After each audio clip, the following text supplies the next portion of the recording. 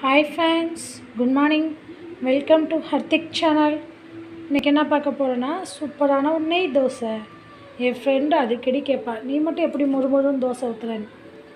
ஏதோ ஊற்றிடலாமா? தோசை கல் காயுது.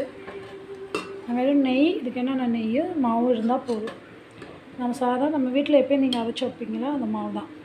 அரைக்கரண்டி மட்டும் மாவு எடுத்து ஊற்றிக்கணும். நல்லா அது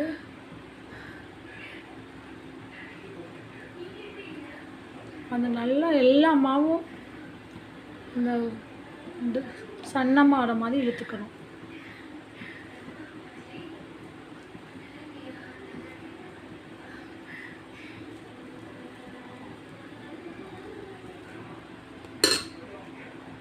நெய் விட்டலாம்.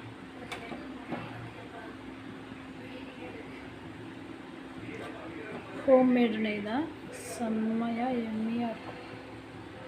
என் பையன் நெய் தோசை தான் ரொம்ப விரும்பி சாப்பிடும். வேகட்டும்.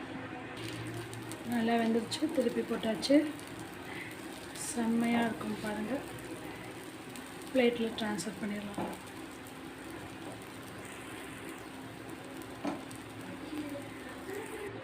பிளேட்டில் ட்ரான்ஸ்ஃபர் பண்ணிட்டோன்னா பார்த்திங்களா, அதுக்கு காம்பினேஷன் இட்லி பொடி தக்காளி சட்னி செம்மையாக இருக்கும் பாருங்கள். உடைக்க மாதிரி முறுமுறுன்னு இருக்கும். சில்ட்ரன்ஸ்க்கு ரொம்ப பிடிக்கும். தேங்க்யூ ஃபார் வாட்சிங்.